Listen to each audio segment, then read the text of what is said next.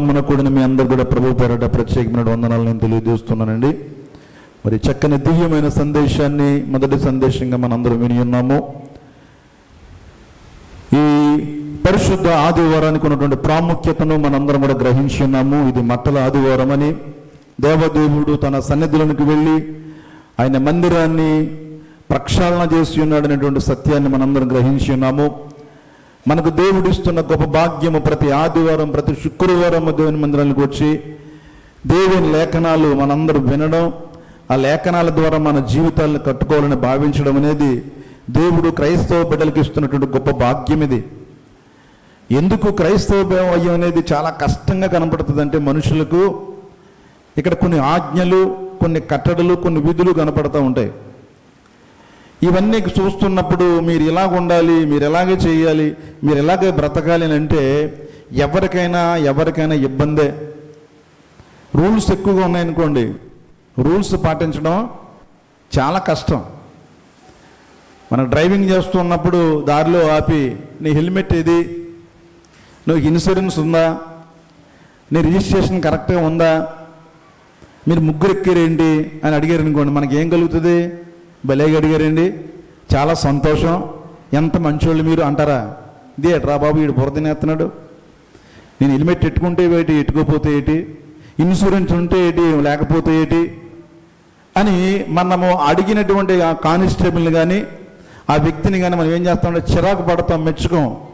కానీ ఒక పెద్ద పెను ప్రమాదం జరిగిందనుకోండి, ఆవిడ మన తలకి హెల్మెట్ లేదు, ప్రమాదం జరిగింది, వెంటనే ఏం చేస్తాడని వాడు చనిపోతాడు. అప్పుడు తెలుస్తుంది, అయ్యయ్యో హెల్మెట్ పెట్టుకుంటే ఎంత బాగుందో అని. అలాగే దేవుని వాక్యాలు కూడా ఇప్పుడు చెబుతున్నప్పుడు మనుషులకు ఎలా ఉంటాయంటే, కాస్త కష్టంగా, కాస్త అయిష్టంగా, కొంచెం భారంగా, బరువుగా, చాలా బాధగా అనిపిస్తూ ఉంటుంది. కానీ ఇవి పాటించుకుంటూ మన జీవితాన్ని ముగించినప్పుడు, ఈ వాక్యాల ద్వారా కట్టబడిన జీవితము రేపొద్దున్న పరలోక రాజ్యానికి వెళ్ళినప్పుడు ఎంతగానో ఆనందిస్తుంది. దేవునికి స్తోత్రం కలుగును గాక. నేను ఆ వాక్యాలను వినబట్టే కదా, ఆ వాక్యాలను చేయబట్టే కదా నేను ఈ రీతిగా ఉన్నానని ఎంతగానో ఆత్మ సంతోషించడానికి ఎంతగానో అవకాశం ఉంటుంది. అందుకనే క్రైస్తవ్యంలోనికి రావడానికి కానీ, క్రైస్తవ్యాన్ని వెంబడించడానికి కానీ ప్రజలు చాలా తక్కువగా ఉంటూ ఉంటారు. నేను దినమున చిన్న తిరుపతి అనేటువంటి గ్రామాన్ని నేను కొంచెం రెక్కి నిర్వహించడం జరిగింది. ఎందుకయ్యా తండోపతండాలుగా ఎంతమంది జనం వెళ్ళిపోతున్నారు అంటే, అక్కడ ఏమీ కూడా ఇలా కూర్చోబెట్టి నువ్వు అలాగ ఉండాలి, నువ్వు ఇలా చూడాలి, నువ్వు ఇలాగే మాట్లాడాలి అని చెప్పేవాళ్ళు ఎవరు కూడా లేరు. హ్యాపీగా వెళ్ళొచ్చు, చక్కగా, అంతే అయిపోయింది. ఒక ముద్ర ఏం చేస్తాడండి, ఆ నెత్తి మీద ఒక ముద్రలో కొడుతున్నాడు.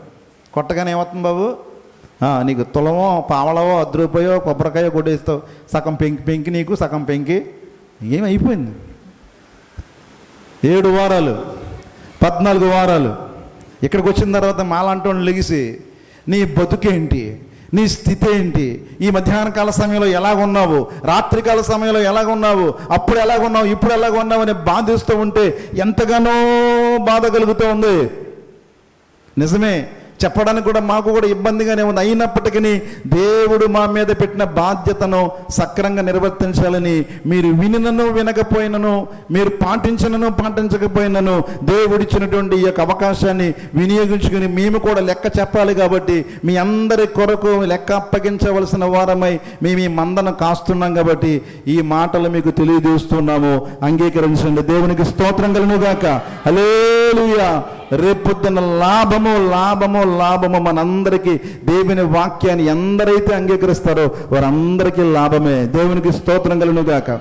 ఇప్పుడు మనం చాలా తేలిగ్గా కనబడవచ్చు, ఏమీ తెలియనట్టుగా అనిపించవచ్చు. కానీ నువ్వు తెలిసి తెలియకపోయినా దీన్ని వెంబడించడం ప్రారంభిస్తే ఎన్నో అద్భుతాలను చూస్తావు. దేవుని ఈ మాటలను దీవించును గాక. దేవుని వాక్యంలోకి వెళ్ళిపోదాము. గత ఆదివారము ఒక అద్భుతమైనటువంటి సందేశాన్ని న్యాయాధిపతుల గ్రంథములో నుంచి మీకు వివరించడం జరిగింది. ఒక న్యాయాధిపతిని మీకు పరిచయం చేస్తున్నాను. ఆయన పేరు యెహూదు అనే ఆయన దేవుని ద్వారా ఎంపిక చేయబడిన వాడై దేవుని ప్రజలను విడిపించడానికి, దేవుని ప్రజలను వారి బాధల నుండి తప్పించడానికి ఎంపిక చేయబడిన ఒక అద్భుతమైన న్యాయాధిపతి అని, ఈ న్యాయాధిపతి మంచి లక్షణాలు కలిగిన వాడని, తెలివైన వాడని, ధైర్యవంతుడని, ప్రజ్ఞ కలిగిన వాడని, తెగింపు కలిగిన వాడని, ఏ పనైనా చాలా సునాయాసంగా, చాలా జ్ఞానయుక్తంగా చక్కబెట్టేవాడని, అన్నింటికీ ముందుండేవాడని, తన ప్రజలకు ఎలాంటి ఇబ్బందులు కలిగించకుండా ప్రజలను తప్పించి అవసరమైతే ఆపదలోనికి, అపాయములోనికి తానే దూకగల ఒక అద్భుతమైన యోధుడని యెహూదుని గురించి మీకు తెలియజేయడం జరిగింది. యెహూదు అనగా నా సహాయము లేదా ఐక్యత అని అర్థం. ఎంత మంచోడండి ఈయన. తన యొక్క కుడికాలుకి ఆ కత్తి, మూరెడు బారు నుండి కత్తిని ఏం చేశారట? కట్టుకున్నాడట. దేవునికి స్తోత్రం కలుగును గాక. ఆత్మీయ ఖడ్గంగా మనం భావించాలి దీనిని. మనం దేవుని వాక్యం కూడా 2 అంచుల వాడిగల ఖడ్గము. ఈ 2 అంచుల వాడిగల ఖడ్గాన్ని ఎప్పుడైతే మన మనసులో ధరిస్తామో మనం దేనికి కూడా ఏం చేయమండి? భయపడం. పరిస్థితులు మనల్ని ఏమీ కూడా చేయలేవు. ఎలాంటి పరిస్థితి అయినా మనం దూకేస్తాము. ఎప్పుడైతే తన యొక్క కాలుకి ఆ యొక్క ఖడ్గాన్ని కట్టుకుని ముందుకు వెళ్ళాడో చాలా ధైర్యంగా తనతో వచ్చిన ప్రజలందరినీ కూడా పంపించేశాడు. మీరు వెళ్ళిపోండి మీ రాజ్యంలోనికి, నాకు అర్జెంట్ పని ఉంది, వేరొక పనిని చక్కబెడదామని నేరుగా రాజు దర్బార్లోనికి ప్రవేశించడం జరిగింది. ఆ రాజు దర్బార్లోని ప్రవేశించిన తర్వాత రాజుగారితో అంటున్నాడు ఏమనంటే, రాజా నీకు ఒక రహస్యమైన మాట చెప్పడానికి నేను వచ్చి ఉన్నాను అనగానే రహస్యానికి రాజుగారు ఏం చేశారంటే అక్కడ ఉన్నటువంటి సెక్యూరిటీని, అక్కడ ఉన్నటువంటి సైన్యాధ్యక్షులను అందరినీ కూడా పంపించేశాడు. రాజుగారు ఒక్కరే ఆ చల్లని మేడ గదిలో నిలిచిని ఉన్నారట. దేవునికి స్తోత్రం కలుగును గాక. ఈ అవకాశం కొరకు చూస్తున్నాడు, ఎంతగానో ఎదురు చూస్తున్నాడు. ఇలాంటి తరుణం కొరకు అది ఎంతగానో మరి ప్రణాళిక వేసుకుని, ఒక ప్లాన్ గీసుకుని చాలా చక్కగా ఏమీ తెలియనట్టుగా చాలా ధైర్యంగా రాజుగారి దర్బారులకు వచ్చేసి నేరుగా రాజు దగ్గరికే వచ్చేసాడు. అప్పుడు రాజుగారి పరిస్థితి ఎలాగుందో ఒకసారి మనం చదువుదాము. న్యాయాధిపతుల గ్రంథము 3వ అధ్యాయము 20వ మాటను చదవండి. యెహూదు అతని దగ్గరికి వచ్చినప్పుడు అతడు ఒక్కడే చల్లని మేడగదిలో కూర్చుండి ఉండెను. దేవునికి స్తోత్రం కలుగును గాక. ముందుగా చెప్పాడు, అయ్యా రాజా నీకు ఒక రహస్యం చెప్పాలని వచ్చి ఉన్నాను. రాజుగారితో ఏకాంతంగా కలవడం అనేది అది అసంభవం. ఈనాడు ముఖ్యమంత్రులు కానీ, ప్రధానమంత్రులు కానీ, ఒక ఎమ్మెల్యే కానీ సింగిల్గా ఒక రూమ్లో తీసుకుని వెళ్తే వస్తారండి, అల్లిపోతాడు. ఎందుకు వచ్చాడు? ఈయన నన్ను చంపేనాకు వచ్చాడు, నన్ను పొడిసేయడానికి వచ్చాడని పక్కన 2 3 ఏం చేస్తాడండి? ఎప్పుడు కూడా పెట్టుకుంటాడు. అవసరమైతే ఎవరు లేకపోయినా కుక్కనన్నా పెట్టుకుంటాడు. దేవునికి స్తోత్రం కలుగును గాక. హల్లెలూయా. యెహూదు యొక్క మాటలను నమ్మిన వాడై యెహూదు యొక్క వర్చస్సును చూడగానే ఈయన చాలా మంచి వ్యక్తిలా కనబడుతున్నాడు. ఏదో దేశానికి సంబంధించిన రహస్యం ఏదో తెచ్చే ఉండొచ్చు. కట్నం కూడా సంపూర్ణంగా తెచ్చి ఉన్నాడు, లెక్కకు సరిపోయింది. మనుషులందరినీ కూడా పంపించి వేశాడు. ఏదో రహస్యాన్ని తన మనసులో ఉంచుకున్నాడు.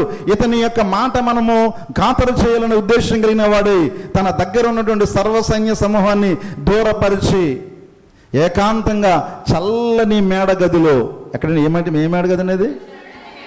చల్లని మేడగదిలో. బహుశా చలువు రాతి ఏమాత్రం పరిచి ఉంటారు. అప్పుడు ఏసీలు లేవు కదా, ఏ కరెంట్ ఉందండి అప్పుడు లేదు.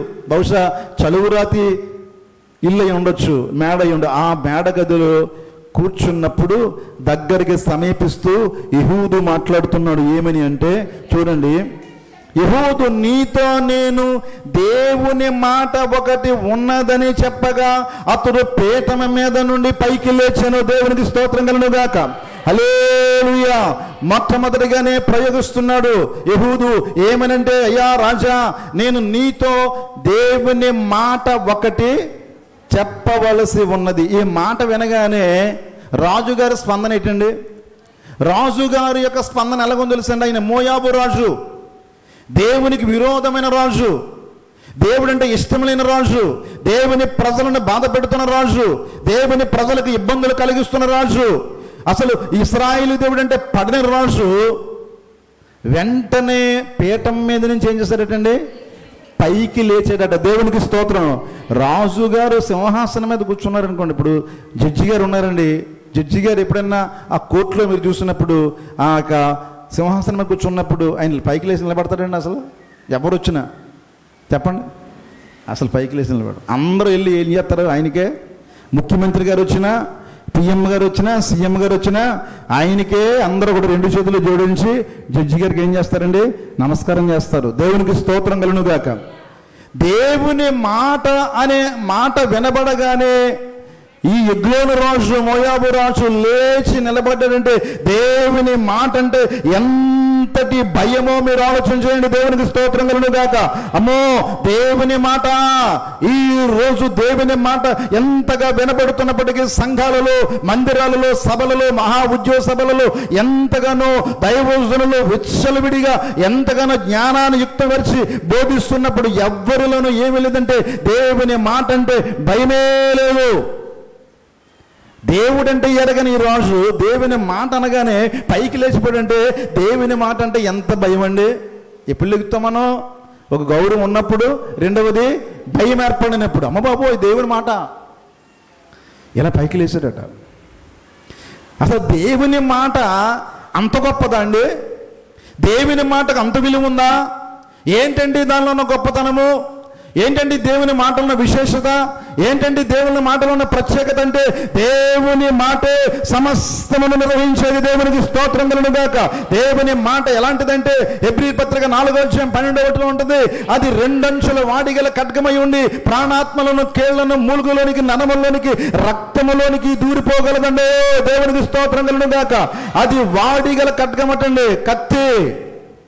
ప్రయోగించేవాడికి, ఎదటోడికి, చెప్పేవాడికి, వినేవాడికి, చెప్పేవాడికి 2 కూడా ఏం చేస్తాడంటే ఇది కోసేది, సరిచేసేది. ఎంత గొప్ప మాట అంటే ఇది. ఈ యొక్క భూమిని, ఆకాశమును దేవుడు సృజించినప్పుడు ఒక్క మాట పలికాడట, వెలుగు కలుగుగాక. దేవునికి స్తోత్రం కలుగును గాక. ఏం కలిగిందండి? ఈ బల్బు కనుక్కోవడానికి సామసాల వేడిస్తున్నాం ఎన్నోసార్లు విఫలమైపోయాడట. ఫిల్మెంట్ కనుక్కోడినప్పుడు ఫెయిల్ అయిపోతుంటాడు, మళ్ళీ కనిపెట్టేవాడు, మళ్ళీ ఫెయిల్ అయిపోయింది, మళ్ళీ కనిపెట్టేవాడు, మళ్ళీ ఫెయిల్ అయిపోతుంది. అలాగా కొంతమంది 1000 సార్లు అంటారు, కొంతమంది 100 సార్లు అంటారు. ఆ లెక్క తెలియదు. కానీ చాలాసార్లు విఫలమై ఈ వెలుగు కనుగొన్నాడు. కానీ నా దేవుడైతే ఎక్కడ విఫలం లేదు. ఏమన్నట్టు సింపుల్గా ఆదికాండం 1:2 మాట్లాంటాడు, దేవుడు వెలుగు కాకని పలుకగా, అంటే నోటి మాట పలుకగా ఏమొచ్చిందటండి? వెలుగు కలిగినది. దేవునికి స్తోత్రం కలుగును గాక. నోటి మాట చేతనే ఈ సర్వ సృష్టిని, వెలుగును, ఆకాశమును, భూమిని, సూర్యచంద్ర నక్షత్రములను, పక్షులను, రకరకాలైనటువంటి జగత్తు అంతా కూడా ఒక్క మాటతో చేశారట. ఇప్పుడు చెప్పండి, దేవుడు విలువైన వాడే, అంతకంటే దేవుని మాట చాలా విలువైందట. దేవునికి స్తోత్రం కలుగును గాక. అత్యంత పవర్ఫుల్ అయిందనమాట దేవుని మాట. ఈ దేవుని మాట గురించి దావీదు భక్తుడు 26వ కీర్తనలో రాస్తాడు. ఎంత అద్భుతంగా రాస్తాడో మాట చదువు తల్లి. 26వ కీర్తన. దేవుని మాట ఎలాంటిదో ఒక అద్భుతమైన మాట రాసి ఉన్నాడు. కీర్తన 29:4-9 యెహోవా స్వరము ఎలాంటిదండి? బలమైనది. యెహోవా స్వరము ప్రభావము గలది. యెహోవా స్వరము దేవదారు మ్రాను ఎరగొట్టాలంటే పెద్ద రంపము, లేదా రంపం లేని వచ్చి అటే పెద్దరు ఇటే పెద్దరు సుయ్ సుయ్ సుయ్ సుయ్ అని ఎన్నిసేపు కూడా కొయ్యాలి బాబు? కనీసం 4 గంటలకు వస్తారు, మామూలు కాదు. 4 గంటలు కష్టపడితే కానీ ఒక వృక్షాన్ని మనం ఏం చేయలేమో. దేవదారు మ్రానంటే మహావృక్షం. ఆ మహావృక్షాన్ని ఏం చేయగలడు? మాటతో పెళ విరగొట్టగలడు. దేవునికి స్తోత్రం కలుగును గాక. దేవదారు వృక్షమును విరుచును. యెహోవా స్వరము. దేవదారు వృక్షాన్ని, చెట్లు కాదు, చెట్లు వేరు, వృక్షాలు వేరు. దేవదారు వృక్షాలు ఏం చేస్తాయట? ముక్కల చెక్కలుగా అయిపోద్ది. మామూలు కాదు, కైమ కొట్టినట్టు అయిపోద్ది అన్నమాట. ఏంటండి పవరు? ఈట వాక్కులో ఉన్న పవరు. దేవుని మాట అనగానే ఒక రాజు పైకి లేచి నిలబడిపోయాడంటే ఎంతటి మహత్తు గల మాట అది. అన్యుడైనటువంటి ఎగ్లోను గ్రహించాడే. దేవుడంటే భయపడిన వాడు దేవుని మాటకు భయపడుతున్నాడే. ఈరోజు లేఖన స్వరాలు అనేక రీతులుగా ప్రకటించబడుతున్నప్పటికీ, దేవుని సువార్త విస్తారంగా వివరించబడుతున్నప్పటికీ, అనేక రీతులుగా ప్రజల మీదకి వెళుతున్నప్పటికీ, దేవుని మాటకు విధేయత చొప్పున వారు కోకొల్లుగా ఉన్నారే, వారికి అర్థం కావట్లేదే దేవుని యొక్క స్వరము యొక్క మహిమ. కాదేశు అరణ్యమును కదిలిస్తుందటండి. అరణ్యము దేవుని స్వరం ఒకసారి పైకి లేచి, ఒక సింహం అటండి వేటాడతాడు కొన్ని సందర్భాలలో, అది రాత్రి సమయంలో పైకి లేచి గట్టిగా ఒక గాంటించిందంటే మొత్తం జంతువులన్నీ కూడా ఏమైపోతాయంటే అటు ఇటు తిరిగేసి చివరికి దాని కాళ్ళ మీద వచ్చి పడిపోతాయట, పటక్కన పడేస్తుంది అంతే. అది వేటకెళ్తా ఒక్కొక్కసారి, వేటలో ఉన్నటువంటి ఆంతర్యం మీద ఒక్కొక్కసారి అక్కడే దాని గుహదరే ఉండి గట్టిగా ఏం చేద్దండి, 2 గాండ్రింపులు మొగ్గానే మొత్తం జంతువులన్నీ కూడా ఏమైపోతాయి, అల్లిపోయి పరిగెత్తే తలుపులు ఆ పరుగెట్టే టైంలో ఈ చిన్నగా దీని దగ్గర వచ్చి పడిపోతాయట. దేవుని స్వరం ఒక్కొక్కసారి ఎలా ఉంటుందంటే అరణ్యాన్ని కదిలించేస్తుంది. లేళ్ళత అసలు వీణాలంటే పెద్ద బలం కావాలి. ఒక వ్యక్తి పురుడు పోసుకున్న తర్వాత బయటికి రావాలంటే చాలా సులువుగా వచ్చింది. ఇప్పుడు అంటే సులువుగా ఏమో కాదు, ఆవిడ చూడ చాలా కష్టపడుతుంది, చాలా శ్రమ పడుతుంది, కడుపు మీద ఎంతో ప్రెషర్ ఉంటుంది. ఆ బలవంతా ఉపయోగించి ఒక బిడ్డను బయటికి తీయాలంటే, పంపించాలంటే ఆ తల్లి ఎంత స్ట్రగుల్ అవుతుందో. కానీ దేవుని స్వరం అలా వినబడ పుసుక్కుని బయటకు వచ్చి పుడుకుమంటుంది అంతే. లేళ్ళు ఏమైపోతాయండి స్వరం వినగానే, లేళ్లను ఈయన అంతటి మహత్తుగల స్వరం అది. ఇది మామూలు స్వరం కాదు. దేవుని మాట అంటే నీకు తేలిగ్గా ఉంది, నీకు సులువుగా ఉంది, నీకు చాలా ఈజీగా దగ్గర అయిపోయిందేమో, దీని యొక్క విలువను గ్రహించడం లేదు. ఒకరోజు శిష్యులందరూ కూడా ఒక పడవలో ప్రయాణం చేస్తూ ఉంటుండగా, దేవుడు యేసు ప్రభు వారు అలిసిపోయి వాడ అమరమున ఆ యొక్క తలవాల్చి పడుకుని ఉంటుండగా వాళ్ళందరూ కూడా భయపడిపోయారు. పెద్ద పెను తుఫానే రేగిపోయిందటండి.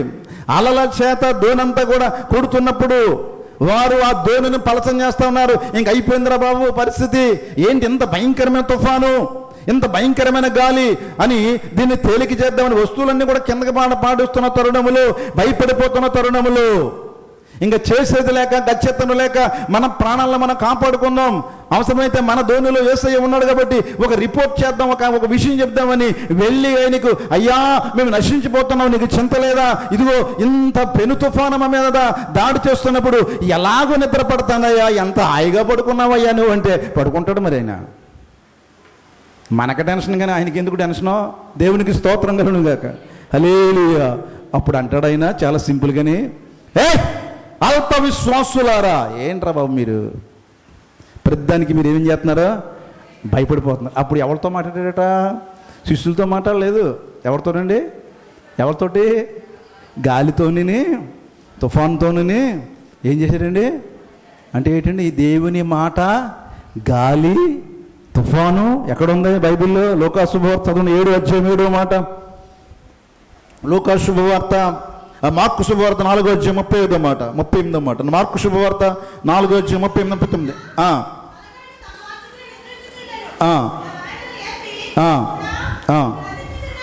ప్రభువాన్ని నశించిపోతున్నావు, నీకు చింత లేదా? అందుకైనా లేచి గాలిని గద్దించి, గాలిని గద్దించానంటే ఏం పలికాడండి? ఏ గాలి ఆగు! ఏమైపోయిందండి?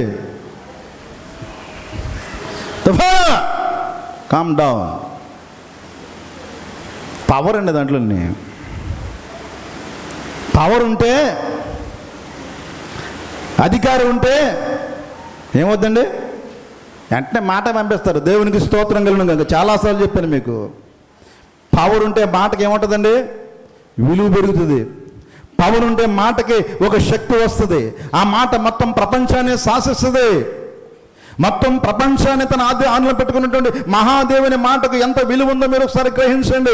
తుఫాను గాలిని గద్దించగల అద్భుతమైన వరం కలిగిన వాడు మన దేవుడు. దేవునికి స్తోత్రం కలుగును గాక. కొన్ని సందర్భాలలో ఈ గృహాలు కట్టుకుంటున్నప్పుడు, స్లాబ్ వేస్తున్నప్పుడు మన వాళ్ళు అడుగుతారు, అయ్యా వర్షం కురవకుండా ప్రార్థన చేయండి అయ్యారు అంటుంటే, అలాంటి సందర్భంలో ప్రార్థన చేస్తున్నప్పుడు కూడా దేవుడు ఎన్నో కార్యాలు దేవుడు ఏం చేశాడండి? వర్షమును ఆపుచేశాడు. దేవునికి మహిమ కలుగును గాక. గాలిని గద్దించగలడు, తుఫానును గద్దించగలడు. తన స్వరముతో దేనినైనా అదుపు చేయగల గొప్ప అధికారం కలిగిన దేవుడు మన దేవుడు. దేవునికి స్తోత్రం కలుగును గాక.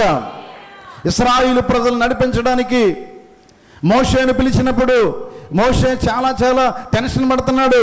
అయ్యా నువ్వు పిలిచింది మంచిదే, కానీ ఆ బ్యాచ్ ఎలాంటిదంటే మాట వినే బ్యాచ్ కాదండి. నువ్వు నన్ను వెళ్ళమంటున్నావు దేవా, మంచిదే, నీ మాట నేను వింటాను, కానీ వాళ్ళు నా మాట వినరు బాబు. వాళ్ళు బాబోయ్ అన్నాడు ఆయన. నిజమేనండి బాబు, సంఘం అంటే అందరూ పాస్టర్లు అందరూ బాబోయ్ మా సంఘం అండి బాబు బాబోయ్. ఏ పాస్టర్ గారు బాబు మీ సంఘం వెళ్ళండి, అమ్మ బాబోయ్ మా సంఘం కూడా కాదు, ఎవరిని ఏమనకూడదండి అయ్యారు, మేము తోముతున్నామండి సబ్బెట్టి. దేవునికి స్తోత్రం కలను గాక. నేను గడ్డెట్టి తోముతానండి. అమ్మ బాబోయ్ వద్దున అయినా నాకు వద్దు బాబు, వారు నా మాట వినరు, నన్ను నమ్మరు. అది 3 అద్భుతాలు చేయి. ఈ 3 అద్భుతాలు చేస్తేనే నమ్ముతారు. మొదటి అద్భుతం, నీ చేతిలో ఏమిటి? నీ చేతిలో ఏముందయ్యా? నా చేతిలో బ్యాంక్ బ్యాలెన్స్ లేదు, కొకాయిన్ లేదు, ఎరాయిన్ లేదు, బ్యాక్గ్రౌండ్ లేదు, ఏ ఫ్రంట్ గ్రౌండ్ లేదు, బ్యాంక్ డిపాజిట్లో ఏమీ లేవండి. ఏముందయ్యా నీ చేతిలో అంటే కర్ర ఉందండి అయ్యగారికి, కర్ర అండి. దేవునికి స్తోత్రం కలను గాక. హల్లెలూయా. ఆ కర్రను కింద పడే అనగానే అది పాము అయిందట. ఆ తోక పట్టుకోగానే ఏమైందండి? కర్ర అయింది. దేవునికి స్తోత్రం కలను గాక. ఇది దీన్ని బట్టి ఇంకా నమ్మకం కలలేదా? సరే ఇంకో పని చేయి. నీ చెయ్యి ఇది, ఇదిగో నీ చెయ్యి ఇలా పట్టు. ఇలా అనగానే చెయ్యికి ఏమొచ్చిందని? కుష్టు వ్యాధి వచ్చేసిందండి. ఇలాగ కుష్ఠం అయిపోయింది, కుష్టు వ్యాధి అయిపోయింది. చెయ్యి బయటికి తీయి. మళ్ళీ చెయ్యి ఏమైపోయిందండి? మామూలు చెయ్యి అయిపోయింది. ఇలా పెడితే కుష్టు వ్యాధి వచ్చింది, ఇలా తీస్తే మామూలు చెయ్యి అయిపోయింది. ఈ 2వ అద్భుతం. దీన్ని కూడా నమ్మరా? ఇంకోటి కూడా వేస్తుందని చూసుకో. ఏట్లోకి వెళ్ళు, నీళ్ళు తెచ్చాడు. పొడి నేల మీద జల్లు, నీళ్లు పొడి నేల మీద జల్లగా నీళ్ళు ఏమైపోయింది? రక్తంగా మారిపోయాయి. ఈ అద్భుతాలను బట్టి ఆయన నమ్ముతారు. యాకోబు దేవుడు, ఇస్సాకు దేవుడు, అబ్రహాము దేవుడు నన్ను పంపినని చెప్పంటుంటే అయ్యి బాబోయ్ బాబోయ్ బాబోయ్ బాబోయ్ ఏ మాట అన్నా చెప్పను, కానీ ఇన్ని అద్భుతాలు చెప్పినా నేను మాత్రం వెళ్ళను బాబోయ్, వాళ్ళు నా మాట వినరు బాబోయ్ అని పాపం మొదటి నేను చెప్పుకున్నాడు. నేను పాపం మంచోడేనండి, దేవునికి స్తోత్రం కనుక, తెలివైనడే మోటే. నా మాట వినరు బాబోయ్, అలా వద్దు బాబోయ్ అన్నాడు. పైగా ఏం చెప్పాడంటే, అయ్యా అప్పుడు చెప్తున్నాడు, అది కాదు కానీ నేను నోటి మాంద్యం కలిగిన వాడిని, పెద్ద టాకబుల్ పర్సన్ ఏం కాదు, నేను పెద్ద మాట్లాడే ఆ యొక్క వర్చస్సునాలు లేదు, మాటగారిని కాదు నేను, మాటలతో గారడీ చేయలేను, మాటలతో వారిని కట్టడి చేయలేను, మాటలతో వారిని ఒక తాడికి తీసుకురాలేను, నేను నోటి మాంద్యం కలిగిన వాడను. అయ్యా నన్ను వదిలేను అయినోయ్, నువ్వు పంపవలసిన నువ్వు పంపాల్సిన పంపుతున్నావా, లేదంటే రాంగ్ వచ్చేసావా, రాంగ్ పర్సన్కి వచ్చేమో అసలు చెక్ చేయను అయినా అని అడుగుతున్నాడు. ఒరి బాబు ఆగు, మూగజీవులకే కానీ చెమిటికే కానీ మోగవానికే కానీ నోరిచ్చినాడు ఎవరా? నేనే కదా. నువ్వే నిలబడిన ఆయన. దేవునికి స్తోత్రం కలుగుగాక. హల్లెలూయా. నువ్వు అలా నిలబడు. ఇవన్నీ ఎక్కడున్నాయంటే నిర్గమాకాండం 4వ అధ్యాయం 10 నుంచి 12 వచనం చదివితే రకరకాలుగా ఆన్సర్లు చెప్పేటప్పుడు దేవుడు ఇస్తున్నట్టు గొప్ప ఆన్సర్ కనపడుతుంది. చదవండి 4వ అధ్యాయము. ప్రభువా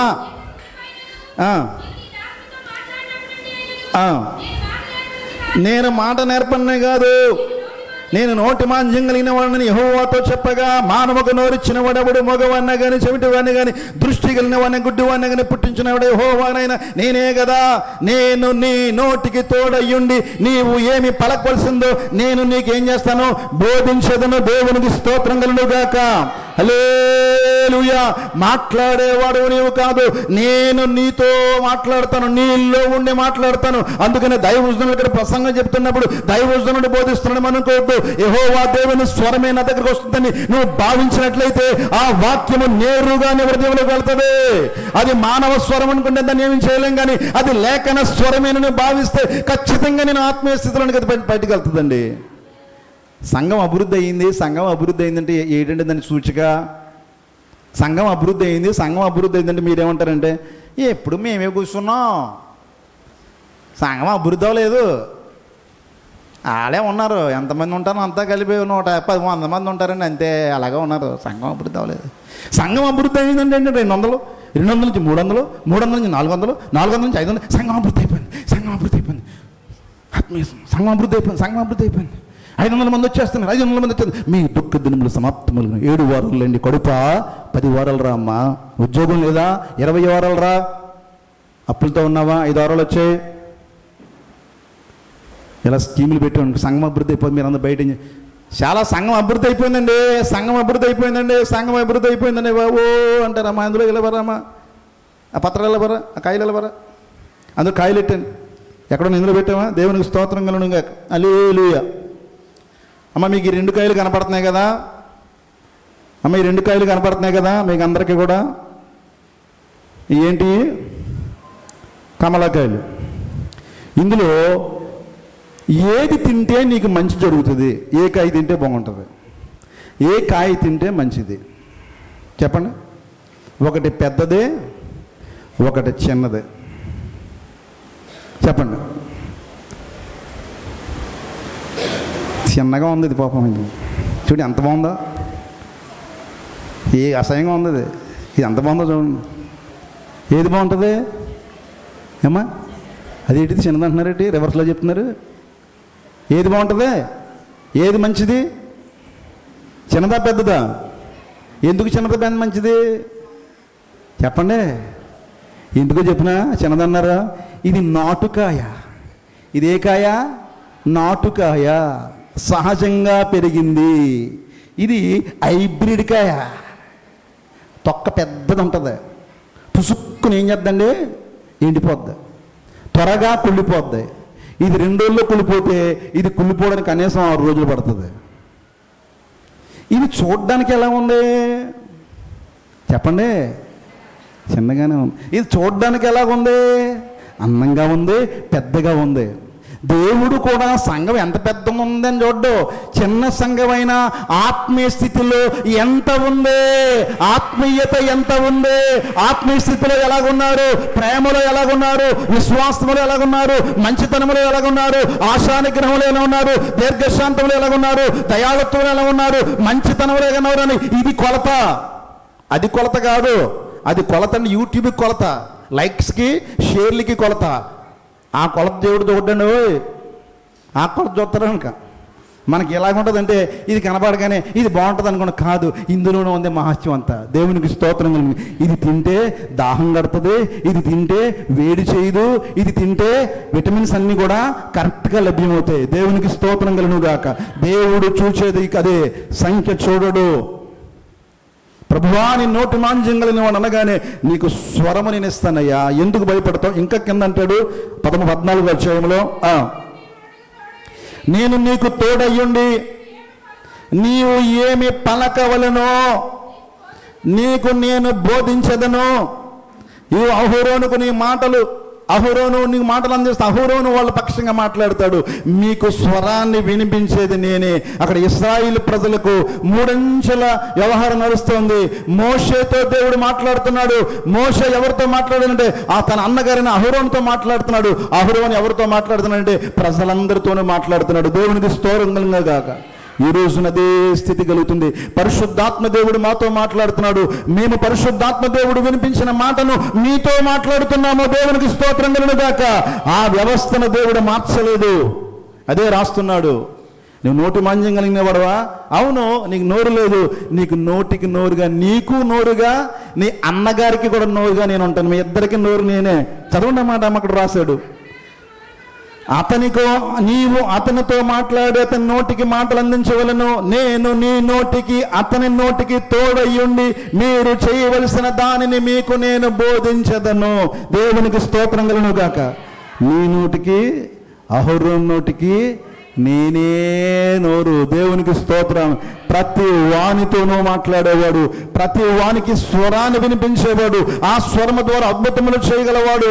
స్వరాన్ని పంపించి ఎక్కడి నుంచి ఆయన ఎక్కడికైనా కార్యాన్ని చక్కబెట్టగల దేవుడు నా దేవుడు. దేవునికి స్తోత్రం కలుగును గాక. కపెర్నహూము అని ఒక మంచి పట్టణం ఉన్నప్పుడు, ఆ పట్టణంలో ఒక శతాధిపతి అనే ఒక ఆయన ఉన్నప్పుడు, ఆ శతాధిపతి యొక్క సేవకుడికి పక్షవాయువు గల రోగం వచ్చేసింది. కదలలేని స్థితిలో ఉన్నాడు. ఎంతమంది వైద్యులను సంప్రదించినా ఎవ్వరు కూడా మాకు చేయలేని పరిస్థితుల్లో ఆ శతాధిపతి యేసు ప్రభువాని గురించి విన్నాడట. యేసు ప్రభువాని గురించి విని తన దగ్గర ఉన్నటువంటి సేవకుల్ని పంపించాడట. పంపించిన తర్వాత అతని యొక్క స్థితి గతి ఎలాంటిదంటే, ఆ శతాధిపతి సాక్షాత్తు ఒక సామాజిక సేవా మందిరాన్ని నిర్మించాడట. ప్రజలందరూ బాహాటంగా దేవుని మందిరంలోకి వచ్చి ఆరాధించడానికి ఒక అనువైన మందిరాన్ని కట్టించిన గనుడు ఈ శతాధిపతి. ఇంతటి స్టేటస్ కలిగిన ఈ వ్యక్తి ఇద్దరు వ్యక్తులను యేసు ప్రభువుకు పంపించి, అయ్యా, మా దగ్గర పనిచేస్తున్న సేవకుడు బలహీనమైపోయాడు, మంచం మీద పడి ఉన్నాడు, పక్షవాయువుతో బాధపడుతున్నాడు, అతన్ని మీరు స్వస్థపరచ అనగానే పాపం యేసు ప్రభు వారికి పాపం మనకి